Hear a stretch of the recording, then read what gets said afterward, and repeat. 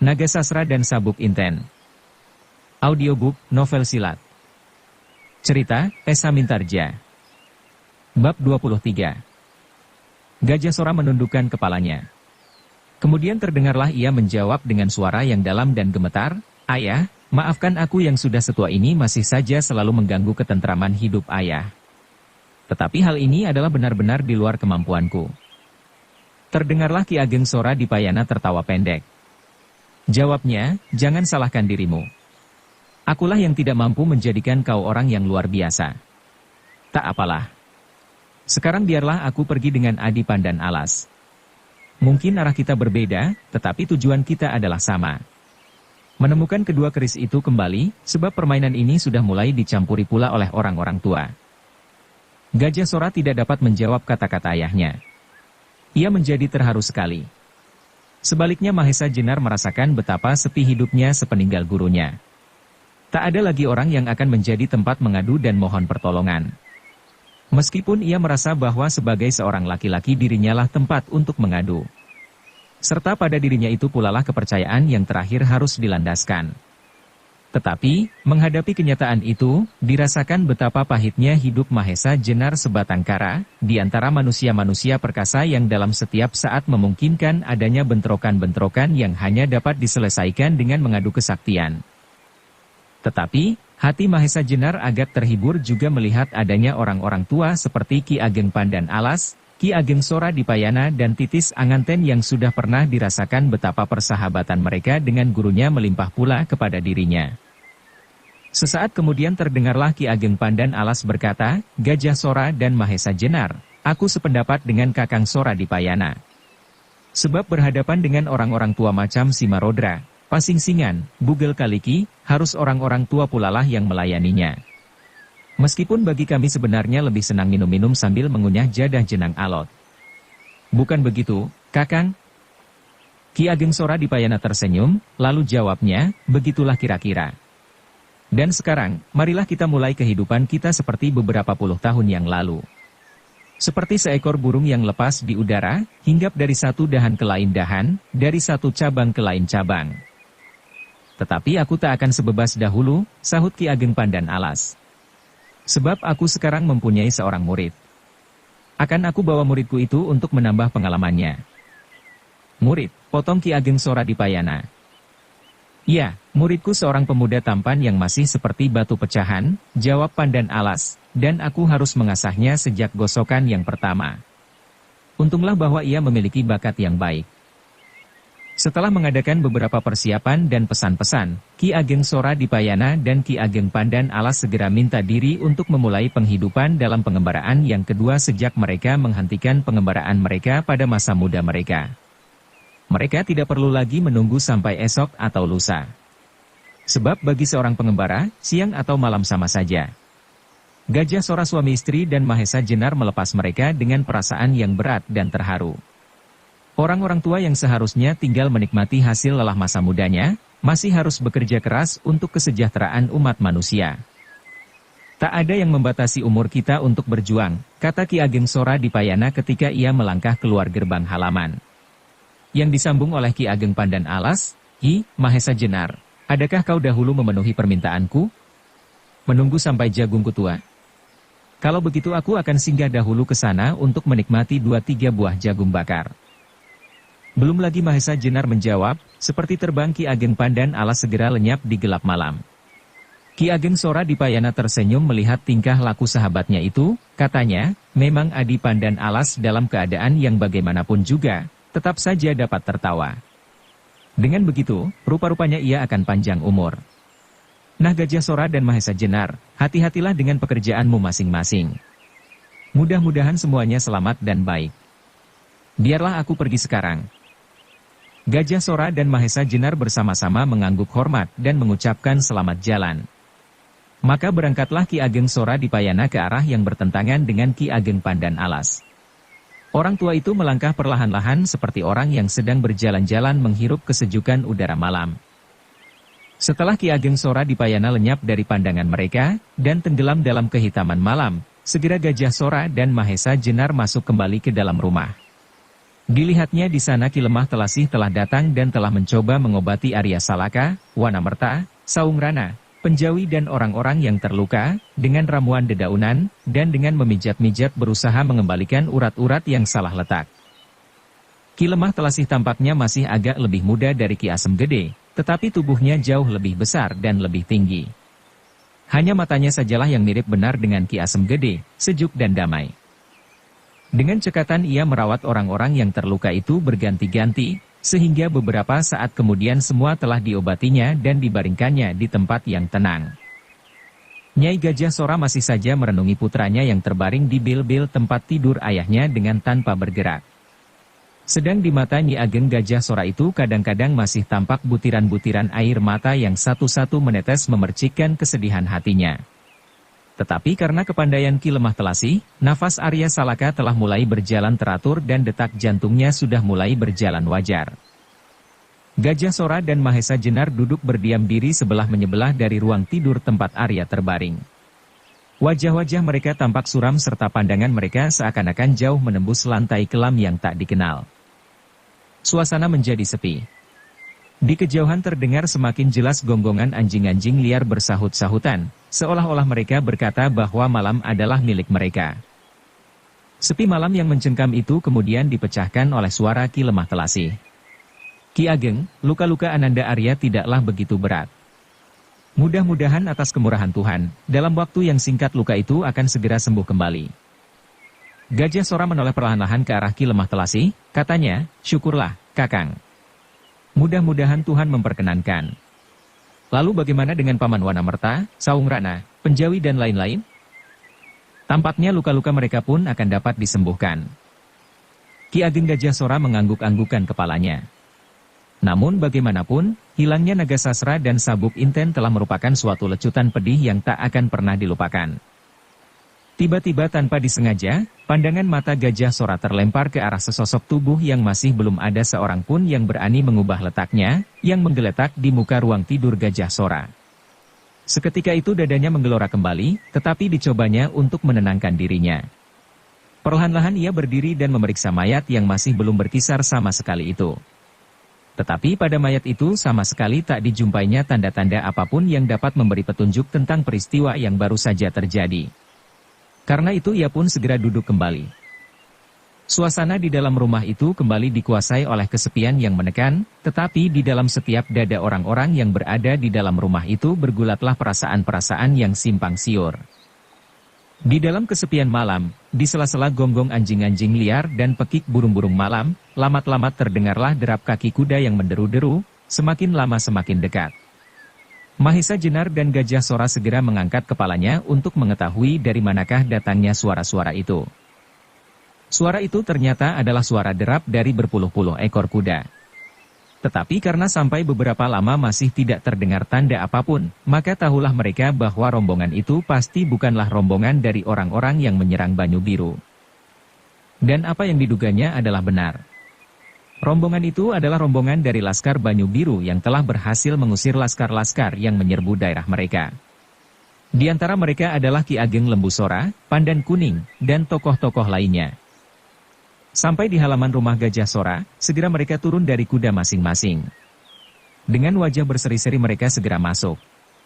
Tetapi demikian mereka melangkah masuk, segera mereka menjadi terkejut dan bertanya-tanya.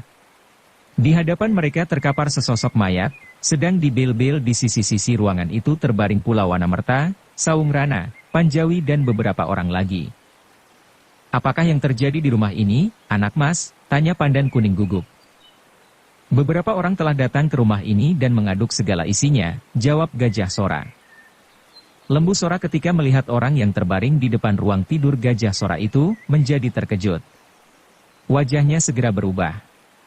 Tetapi sebentar kemudian ia telah berhasil menguasai dirinya kembali. Meskipun demikian segera ia melangkah masuk, langsung menuju ke arah mayat yang masih terkapar itu. Dengan kakinya ia menggerak-gerakkan tubuh itu dan membalikannya sehingga mayat itu terlentang.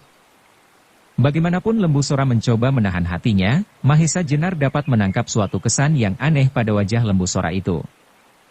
Siapakah orang ini, Kakang? Tanya Lembu Sora kepada Gajah Sora. Gajah Sora sama sekali tidak memperhatikan wajah adiknya sehingga tak suatu pun dapat ditangkap dari kelakuan Lembu Sora, yang menurut tangkapan Mahesa Jenar agak kurang wajar. Entahlah, adik, jawab Gajah Sora. Ia termasuk salah seorang dari 3 orang yang telah memasuki rumah ini. 3 orang, ulang Lembu Sora terkejut. Ya, 3 orang. Dan 1 dapat dibinasakan. Dialah orangnya yang tak beruntung, dapat dibunuh oleh Arya dengan tombak pusaka Kiai Banyak, sambung Gajah Sora. Arya dapat membunuh orang ini? Agaknya, bagi Lembu Sora sangatlah mustahil bahwa Arya dapat berbuat demikian. Gajah Sora mengangguk mengiyakan. Siapakah yang 2 lagi? Tanya Lembu Sora lebih lanjut. Yang kedua, aku tidak tahu, jawab Gajah Sora. Sedang yang ketiga adalah Bugel Kaliki. Bugel Kaliki. Siapakah orang itu? Tanya Lembu Sora. Akhirnya Gajah Sora dengan agak segan-segan terpaksa menceritakan tentang kedatangan tokoh-tokoh sakti ke dalam rumah ini. Adakah salah seorang dari mereka berhasil mengambil naga sasra dan sabuk inten? Tanya Lembu Sora lebih lanjut. Orang kedua yang tak kukenal itulah yang membawanya, jawab Gajah Sora. Mendengar jawaban itu, wajah Lembu Sora berubah menjadi merah membara. Tubuhnya gemetar serta giginya gemeretak. Rupa-rupanya ia pun marah sekali akan hilangnya kedua pusaka simpanan kakaknya itu. Tetapi dalam tanggapan Mahesa Jenar, sama sekali bukanlah demikian. Bagaimanapun ia sudah mempunyai prasangka yang tidak baik terhadap Lembu Sora. Tidakkah Kakang dapat mencurigai seseorang? Kata Lembu Sora tiba-tiba. Mendengar kata-kata adiknya itu Gajah Sora terkejut. Ia tidak tahu maksud kata-kata itu. Melihat kesan itu, Lembu Sora menyambung, Kakang, aku percaya akan kesetiaan rakyat Banyu Biru terhadap Kakang, sehingga tidaklah mungkin mereka mau mengkhianati Kakang. Tetapi ternyata keris itu lenyap juga, meskipun menilik cara penjagaan halaman ini adalah tidak mungkin sama sekali, kecuali orang macam Bugel Kaliki. Tetapi barangkali Kakang lupa, bahwa di antara rakyat Banyu Biru yang setia ini, di dalam rumah ini terdapat orang lain. Kata-kata yang diucapkan dengan tegas itu terdengar di telinga Mahesa Jenar seperti petir yang meledak di tengkuknya. Mahesa Jenar adalah bekas seorang prajurit yang berwatak satria serta benar-benar seorang laki-laki jantan. Ia sendiri sangat membenci sifat-sifat licik dan curang. Sekarang didengarnya lewat telinganya sendiri, seseorang memfitnahnya, menuduhnya berbuat curang dan pengkhianatan terhadap Gajah Sora, yang meskipun belum begitu lama dikenalnya, tetapi karena sifat-sifatnya serta persamaan tujuan, maka orang itu sudah dianggapnya lebih dari seorang sahabat biasa. Karena itu, maka segera darahnya bergolak. Dadanya tiba-tiba merasa sesak oleh desakan kemarahan. Untunglah bahwa masih diingatnya bahwa di ruangan itu terbaring beberapa orang yang terluka serta di dalam ruang sebelah putra Gajah Sora masih juga belum sadarkan diri. Karena itu sekuat-kuatnya ia masih mencoba menguasai dirinya.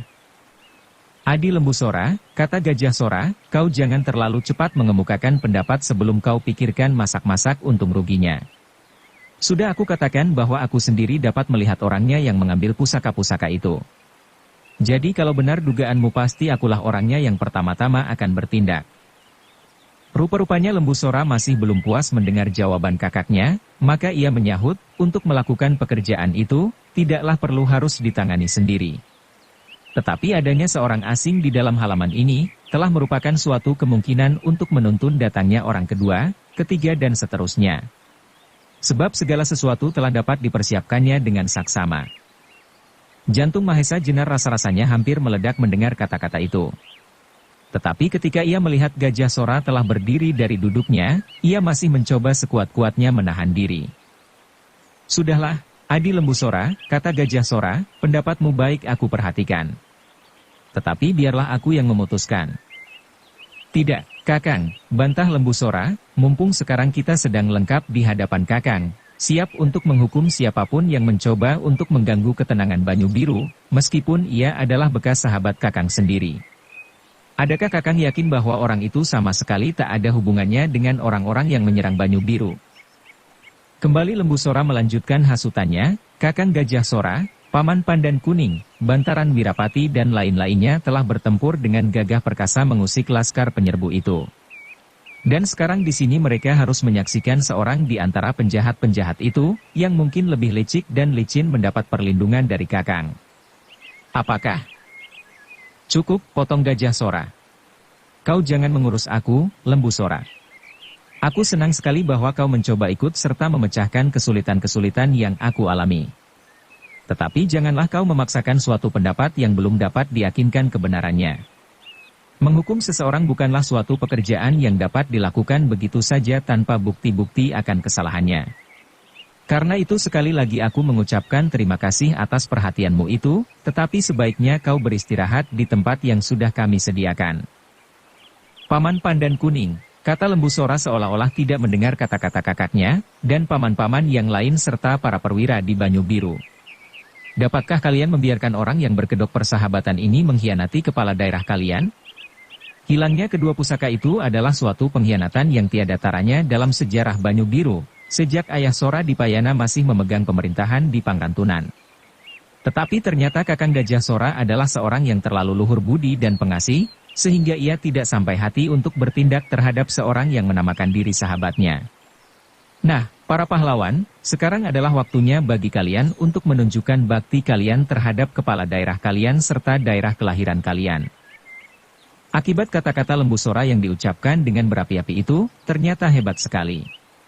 Mereka yang disebutnya pahlawan yang mempunyai kesempatan untuk berbakti itu, tiba-tiba menjadi lupa diri. Beberapa orang telah bergerak untuk menangkap Mahesa Jenar. Sedangkan Lembu Sora sendiri segera menarik pedangnya yang besar sekali, dan siap diayunkan. Kini Mahesa Jenar sudah tidak dapat menahan kesabarannya lagi. Banyak hal yang akan dikatakan untuk menyatakan kebersihannya serta banyak hal lagi yang dapat dikatakan pula tentang ketidakwajaran Lembu Sora. Tetapi terdorong oleh kemarahan yang memuncak maka bibirnya hanyalah tampak bergetar tanpa mengeluarkan sepatah kata pun. Apalagi ketika ia melihat Lembu Sora telah menarik pedangnya, maka tidak ada pilihan lain kecuali bertempur mati-matian. Segera Mahesa Jenar memusatkan segala kekuatan lahir batin, mengatur jalan pernafasannya dan siap untuk mempergunakan sasra birawa dalam pukulan yang pertama. Sebab ia tidak mau menanggung akibatnya apabila Lembu Sora telah memiliki aji lebur seketi seperti kakaknya. Maka sebagai seekor banteng murka, ia cepat berdiri dan bersiap menghadapi segala kemungkinan. Tetapi ketika Lembu Sora beserta beberapa orang yang berotak kosong serta hanya berpikir pendek untuk dapat disebut sebagai seorang pahlawan tanpa menilik masalahnya lebih dalam lagi, mulai bergerak. Tampaklah dengan kecepatan kilat Gajah Sora meloncat maju ke depan adiknya beserta orang-orang itu. Dengan wajah merah membara, Gajah Sora berteriak dengan penuh kemarahan, "Hai orang-orang Banyu Biru, akulah kepala daerah perdikan di sini. Kalau kalian maju selangkah lagi, kalian akan berhadapan dengan aku." Lontaran suara yang penuh dengan perasaan marah itu terdengar dahsyat sekali. Beberapa orang yang telah bergerak seperti orang mabuk itu, tiba-tiba seperti terlempar kembali ke alam kesadaran. Mereka sebenarnya adalah orang-orang yang dengan penuh kebaktian dan kesetiaan mengabdikan diri mereka kepada tanah kelahiran serta kepala daerah perdikan mereka. Tetapi karena itu pula lah dengan mempergunakan kesadaran akan kesetiaan itulah maka mereka kadang-kadang dapat dengan mudah digelincirkan ke dalam suatu perbuatan yang salah, yang justru bertentangan dengan kesetiaan mereka sendiri tanpa sesadarnya. Sekarang tiba-tiba pemimpin yang ditakuti, disegani dan dicintai itu seolah-olah telah menantang mereka. Maka tidaklah mustahil bahwa beberapa orang kemudian menjadi gemetar ketakutan seperti seekor tikus di tangan seekor kucing yang ganas. Lembu Sora, bagaimanapun angkuhnya, ketika melihat kakaknya benar-benar telah marah, dan benar-benar tidak termakan oleh hasutan-hasutannya itu pun menjadi agak takut pula. Sebab ia tahu betul akan sifat-sifat Gajah Sora. Meskipun dalam banyak hal Gajah Sora selalu mencoba untuk mengalah terhadap adik kesayangan ibunya itu. Tetapi apabila ia telah menentukan suatu sikap, tak seorang pun mampu mengubahnya. Karena itu dengan kecewa dan menyesal, Lembu Sora mundur beberapa langkah. Lalu katanya, "Maafkan aku, Kakang. Maksudku adalah baik, untuk kepentingan masa datang Kakang dan kesan yang teguh atas kepemimpinan Kakang. Tetapi agaknya Kakang salah terima." Sarungkan senjata itu, perintah Gajah Sora. Sekali lagi Lembu Sora tak berani melawan perintah kakaknya. Dengan segera pedangnya itu disarungkannya pula. Suasana tegang itu kemudian untuk beberapa saat menjadi semakin tegang. Tak seorang pun yang berani bergerak, meskipun hanya jari kakinya. Bernafas pun mereka menjadi berhati-hati sekali, seolah-olah takut kalau bunyi nafasnya dapat menambah kemarahan Gajah Sora. Lembu Sora, kembali terdengar suara Gajah Sora. Tetapi kali ini terasa bahwa kemarahannya telah menurun. Bagaimanapun ia adalah seorang kepala daerah yang bijaksana. Maka sekali ini pun ia menunjukkan kebijaksanaannya pula. Baiklah, kau beristirahat, sambung Gajah Sora, mungkin kau terlalu lelah sehingga pikiranmu tak dapat berjalan dengan baik. Juga kalian Laskar Banyu Biru, aku persilahkan meninggalkan ruangan ini untuk mengaso. Setelah kalian bertempur untuk mempertahankan tanah ini, mungkin sekali otak kalian pun agak terganggu. Tetapi tak apalah. Sekarang pergilah. Tak seorang pun mengucapkan sepatah kata. Dengan kepala tunduk, mereka berjalan berebutan untuk lebih dahulu meninggalkan ruangan yang rasa-rasanya menjadi panas sekali. Demikian mereka sampai di halaman, segera mereka meloncat ke atas kuda masing-masing dan dengan segera kuda-kuda itu dipacu pulang ke rumah masing-masing untuk menyatakan keselamatan mereka kepada keluarga mereka masing-masing yang menanti dengan hati cemas. Sedang beberapa orang lagi bertugas untuk merawat kawan-kawan mereka yang gugur, dan yang terluka pun segera dengan tekun melakukan tugas masing-masing. Lembu Sora pun segera mengundurkan diri bersama-sama dengan para pengiringnya, ke tempat yang sudah disediakan, di Gandok sebelah barat. Sepeninggal mereka, di dalam ruangan itu tinggallah Gajah Sora, Mahesa Jenar, Ki Lemah Telasih, dan orang-orang yang terluka. Mereka duduk tepekur tanpa berkata-kata. Angan-angan mereka mengalir menuruti pikiran masing-masing. Suasana segera menjadi hening. Kembali terdengar di kejauhan gonggong anjing-anjing liar berebut makanan. Sedang di ruang itu beberapa orang duduk seperti patung, kaku dan membisu. Tetapi perasaan mereka berputar seperti baling-baling. Baru beberapa saat kemudian terdengar Gajah Sora berkata, "Adi Mahesa Jenar, maafkan kelakuan Lembu Sora beserta beberapa orangku yang sama sekali tidak sopan. Tetapi percayalah bahwa orang-orangku sama sekali tak mempunyai pandangan yang kurang baik terhadap Adi. Sayang bahwa Lembu Sora telah menyeret mereka ke dalam suatu tindakan yang memalukan." Mahesa Jenar menarik nafas dalam-dalam. Sebenarnya ia sama sekali tidak akan dapat melupakan tuduhan pengkhianatan yang dilancarkan oleh Lembu Sora.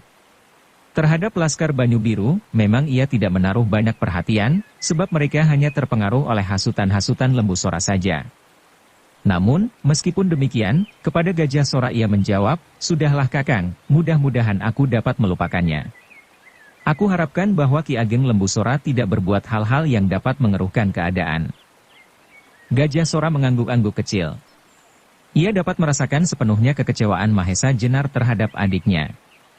Karena itu ia berkata menyambung, "Aku akan mencoba selalu mengawasi anak itu selama ia berada di Banyu Biru. Mudah-mudahan ia segan meninggalkan rumah ini untuk tidak menambah pekerjaanku." Kembali mereka berdiam diri. Dan kembali keadaan ruangan itu menjadi sepi. Sepi dan kaku, seperti garis-garis lurus dari sambungan-sambungan papan gebyok rumah Gajah Sora yang pecah berserakan karena ditembus oleh Gajah Sora dan Mahesa Jenar bersama-sama. Kesepian itu tiba-tiba dipecahkan oleh suara rintih Arya Salaka dari dalam ruang tidur Gajah Sora. Mendengar suara itu, hampir bersamaan Gajah Sora, Mahesa Jenar dan Ki Lemah Telasih meloncat, mendekati Arya. Wajah Gajah Sora yang suram itu segera berubah, karena tumbuhnya harapan yang semakin besar, bahwa Arya Salaka akan segera dapat sadar kembali. Ketika mereka bersama-sama memasuki ruangan itu, mereka melihat Arya sudah mulai menggerakkan kepalanya, dan perlahan-lahan matanya mulai terbuka. Terdengarlah dari mulutnya ia merintih dan akhirnya terdengar Arya perlahan-lahan sekali menangis, meskipun agaknya ia mencoba menahannya kuat-kuat. Ibunya yang melihat Arya mulai sadar, segera memeluknya dan menciuminya dengan penuh rasa kasih dari seorang ibu. Tetapi Ki Lemah Telasih sebagai seorang tabib segera mencoba mencegahnya. "Nyai Ageng, biarlah Ananda Arya bebas bernafas dahulu, supaya tubuhnya menjadi segar." Wajah Gajah Sora pun segera menjadi cerah. Meskipun luka di hatinya dengan hilangnya kedua pusaka itu begitu dalam, namun Arya Salaka pun merupakan mutiara di hatinya yang tidak kalah nilainya. Mahesa Jenar yang sejak melihat Arya untuk pertama kali telah mengagumi anak itu, kini ia bertambah kagum lagi. Anak-anak yang masih pantas bermain gundu itu, andai kata tidak ada orang kedua, telah berhasil menggagalkan suatu usaha dari seorang yang tentu berilmu tinggi, dalam usahanya mencuri Kiai Nagasasra dan Sabuk Inten. Dalam asuhan Ki Ageng Gajah Sora, pastilah Arya kelak akan menjadi manusia yang mumpuni lahir dan batin. Apalagi andai kata kakeknya Ki Ageng Sora Dipayana juga mau mengasuhnya. Sebentar kemudian Arya Salaka telah benar-benar sadar. Ia telah mulai mengenali orang-orang yang berdiri di sekitar tempat pembaringannya. Pada saat itu malam telah semakin jauh, bahkan ayam jantan telah mulai berkokok untuk ketiga kalinya, suatu pertanda bahwa sebentar lagi fajar akan datang. Gajah Sora, Mahesa Jenar dan Ki Lemah Telasih pun segera meninggalkan Arya Salaka yang sudah mulai dapat tidur ditunggui oleh ibunya yang berbaring di sampingnya. Ki Lemah Telasih dan Mahesa Jenar kemudian meninggalkan ruangan itu pula untuk beristirahat. Ketika Mahesa Jenar turun dari pendapa untuk mengantarkan Ki Lemah Telasih sampai di gerbang halaman, tampaklah di timur sudah mulai membayang warna kemerah-merahan yang melapisi langit. Angin pagi yang sejuk menyapu wajah Mahesa Jenar yang masih tampak berminyak karena keringat yang berlapis debu. Meskipun demikian perasaan segar terasa menusuk sampai ke tulang sumsum. Perlahan-lahan ia berjalan ke gandok sebelah timur untuk beristirahat. Tetapi alangkah terkejutnya ketika ia memasuki ruang yang disediakan untuknya. Rupa-rupanya ruangan itu pun telah dibongkar dengan teliti. Melihat hal itu, Mahesa Jenar tertegun. Ia tiada tahu siapakah yang telah melakukan perbuatan itu, tetapi kejadian itu telah menyalakan kembali kemarahannya. Sayanglah bahwa Lembu Sora kebetulan adalah adik Gajah Sora. Kalau saja tidak ada hubungan antara kedua orang itu, sudah pasti bahwa ia akan membuat perhitungan secepat-cepatnya dengan Lembu Sora. Tetapi dalam keadaan seperti sekarang ini, yang dapat dilakukannya hanyalah menyimpan kemarahannya itu di dalam dadanya yang menjadi sesak. Akhirnya dengan susah payah ia dapat meredakan gelora hatinya sendiri. Dan karena kelelahan, Mahesa Jenar kemudian merebahkan dirinya di atas pembaringan dan sejenak kemudian ia tertidur dengan nyenyaknya. Demikian nyenyaknya ia tidur, sehingga tidak terasa bahwa hari telah tinggi. Meskipun demikian masih saja ia belum bangun, apabila tidak didengarnya derap kuda di halaman. Ketika ia bangun dan membuka pintu depan, tampak sudah siap untuk berangkat Ki Ageng Lembu Sora beserta rombongannya. Melihat Lembu Sora siap meninggalkan Banyu Biru, tanpa sadar Mahesa Jenar mengangguk-anggukan kepalanya. Ia merasa syukur bahwa orang yang sama sekali tak menyenangkan, baik wataknya maupun bentuk tubuhnya yang kaku itu, segera akan meninggalkan Banyu Biru sebelum terjadi sesuatu. Pada saat yang bersamaan, tiba-tiba Ki Ageng Lembu Sora pun memandang ke arah pintu yang sudah terbuka sedikit itu, di mana Mahesa Jenar sedang berdiri mengawasinya. Benturan pandangan yang terjadi dengan tiba-tiba itu telah menimbulkan ledakan yang hebat di hati masing-masing. Pandangan mereka segera berubah menjadi tajam dan seolah-olah meskipun tanpa diucapkan, mereka telah berjanji bahwa pada suatu ketika mereka akan berhadapan sebagai lawan yang harus membuat perhitungan dengan taruhan yang sangat mahal.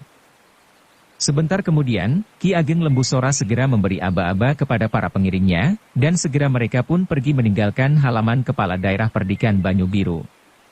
Sampai di regol halaman, sekali lagi Lembu Sora menoleh kepada kakaknya yang melepasnya dari atas pendapa beserta istrinya. Dan dengan sekali lagi menganggukkan kepalanya, Lembu Sora lenyap dari pandangan mereka. Setelah Lembu Sora hilang di balik pagar halaman, serta Ki Ageng Gajah Sora telah masuk kembali ke dalam rumah, segera Mahesa Jenar keluar dari gandok wetan dan langsung pergi lewat pintu pagar samping, menuruti tangga batu, pergi ke mata air di mana ia biasa mandi.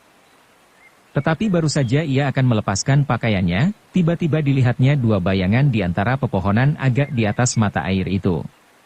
Dan ketika ia memandangnya lebih tajam lagi, dilihatnya seorang tua dengan seorang pemuda tampan berdiri memandangnya.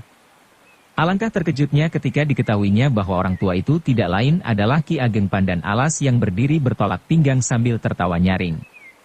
Katanya di antara derai tertawanya, "Kau agak kesiangan bangun, Mahesa Jenar." Mahesa Jenar segera membungkuk hormat, jawabnya, "Ya, Ki Ageng." "Mahesa Jenar," sambung Ki Ageng Pandan Alas, "apakah Kakang Sora Dipayana telah meninggalkan Banyu Biru?" Suki ruang yang disediakan untuknya. Rupa-rupanya ruangan itu pun telah dibongkar dengan teliti. Mahesa Jenar segera membungkuk hormat, jawabnya, "Ya, Ki Ageng." "Bagus," sahut Pandan Alas. "Aku juga akan segera pergi. Tetapi sengaja aku singgah sebentar untuk memperkenalkan muridku ini kepadamu." Barulah Mahesa Jenar sadar bahwa Pandan Alas itu berdiri di sana dengan seorang lagi. Maka ketika ia mendengar bahwa Pandan Alas bermaksud memperkenalkannya dengan muridnya, segera ia membetulkan pakaiannya dan melangkah mendekati. Tetapi segera ia berhenti ketika Ki Ageng Pandan Alas menegurnya, "Tak usah kau naik kemari, Mahesa Jenar. Muridku agak malu berkenalan dengan kau yang telah memiliki nama besar sebagai seorang perwira prajurit Demak. Tidak saja itu, tetapi juga sebagai penolong yang luhur budi." Mahesa Jenar segera tertegun heran. Apakah hubungannya dengan nama yang pernah dimilikinya? Tetapi ketika sekali lagi ia memandang murid Pandan Alas itu, hatinya terguncang hebat. Apalagi ketika orang itu menundukkan wajahnya yang tampak kemalu-maluan. Mahesa Jenar segera mengenal siapakah murid Ki Pandan Alas itu. Karena itu wajahnya menjadi terasa panas dan jantungnya berdetak lebih cepat. "Rupa-rupanya kau sudah mengenalnya, Mahesa Jenar," bertanya Pandan Alas sambil tertawa. Mahesa Jenar tidak segera menjawab. Mulutnya jadi seperti terkunci. Kemudian terdengar tertawa Pandan Alas semakin keras.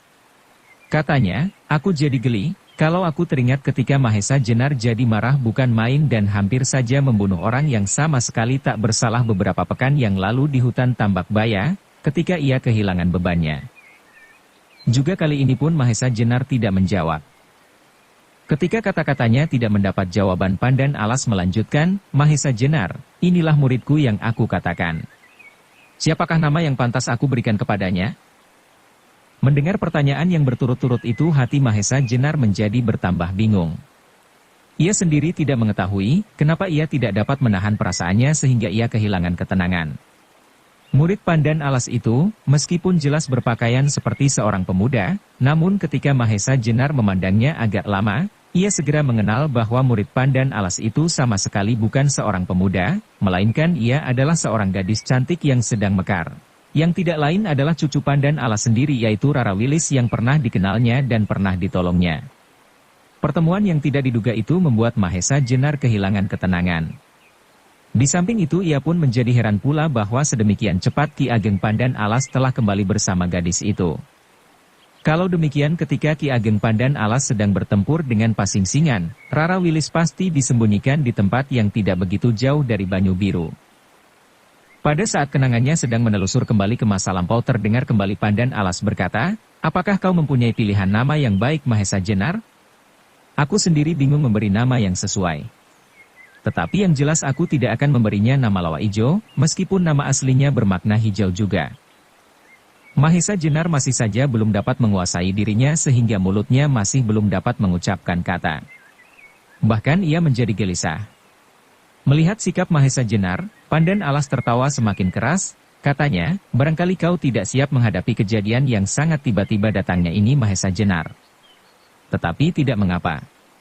Maksudku hanyalah supaya kau tahu bahwa cucuku ini aku bawa, supaya aku dapat melakukan dua pekerjaan sekaligus, yaitu yang pertama untuk mengetahui siapakah yang telah membawa kedua keris Kiai Nagasasra dan Sabuk Inten, sedangkan yang kedua, supaya di perjalanan aku masih dapat mengajari anak ini selangkah dua langkah ilmu yang tak berarti, supaya ia dapat menjaga keselamatan dirinya.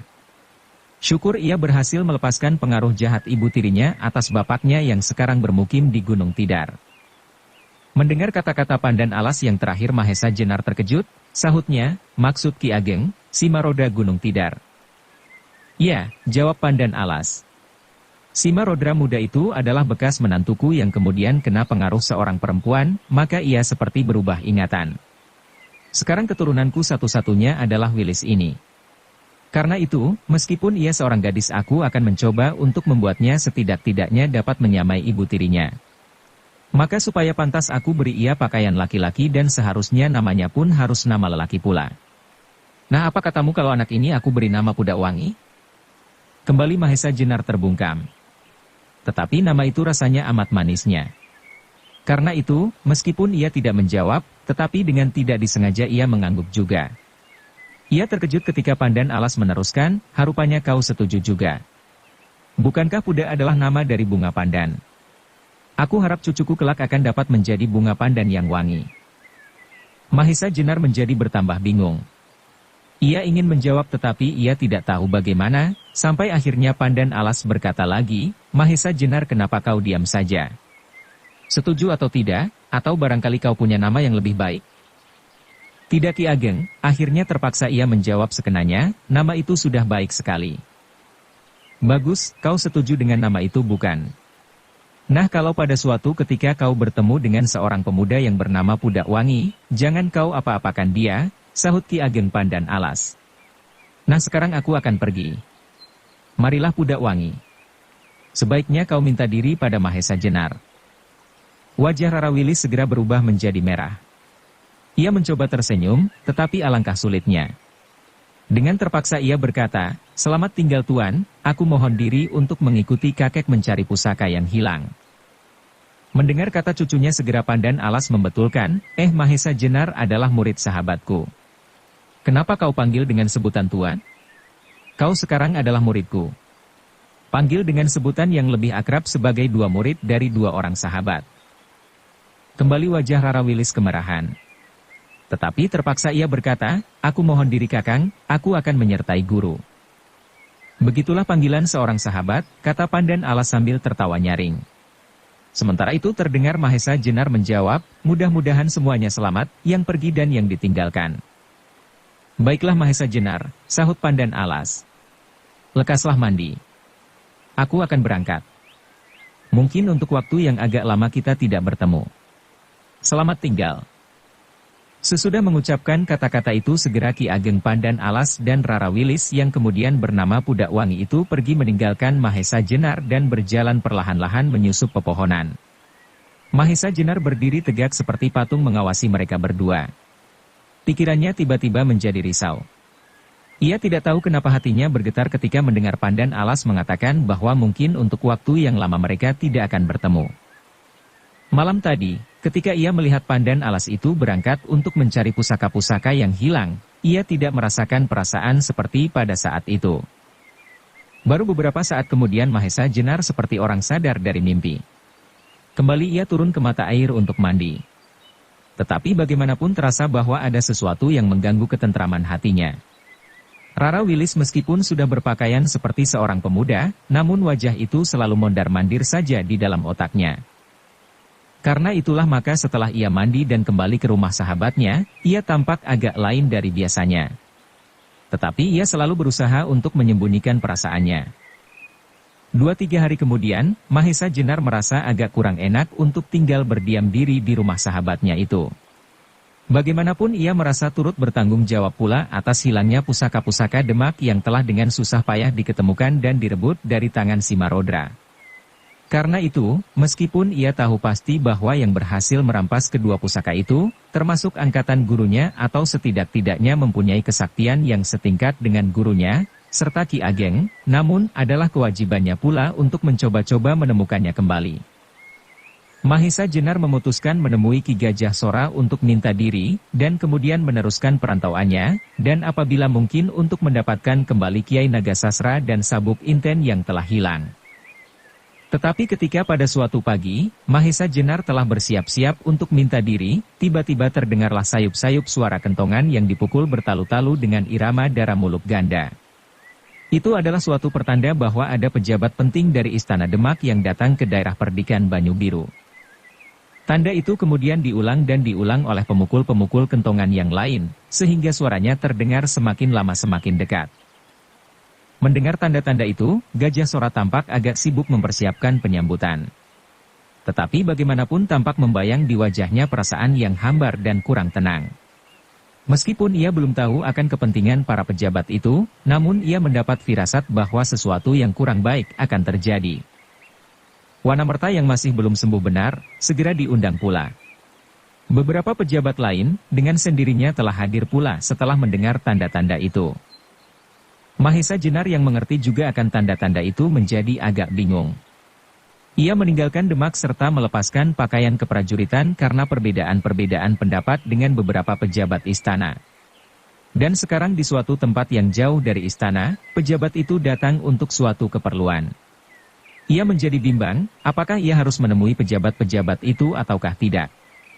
Akhirnya setelah menimbang masak-masak, akhirnya Mahesa Jenar minta kepada Gajah Sora untuk diberi kesempatan tidak usah menemui mereka dan kehadiran tamu-tamu tersebut. Juga tidak perlu dikabarkan bahwa Mahesa Jenar sedang berada di Banyu Biru.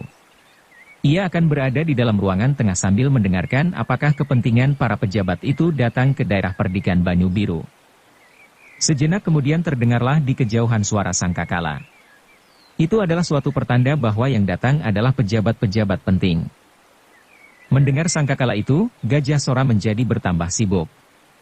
Diperintahkan seorang meniup sangkakala pula untuk menyatakan kesediaan Kepala Perdikan Banyu Biru menerima tamu-tamu penting dari pusat. Sementara itu beberapa orang telah siap di atas kuda untuk menyongsong tamu-tamu dari Demak itu. Ketika Ki Ageng memberikan tanda-tanda, segera mereka pun berangkat.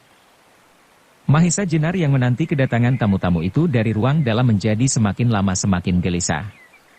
Kalau saja ia telah meninggalkan tempat itu, maka apapun yang terjadi, ia sudah tidak melihatnya lagi. Tetapi sekarang, pada saat ia masih berada di tempat itu, dapatkah kiranya ia berdiam diri? Sebab dalam tangkapan Mahesa Jenar, kedatangan para utusan dari Demak itu pasti ada sangkut pautnya dengan keris Kiai Nagasasra dan Sabuk Inten. Bersambung ke bab 24. Dukung kami dengan subscribe, follow, like, komen dan share. Terima kasih.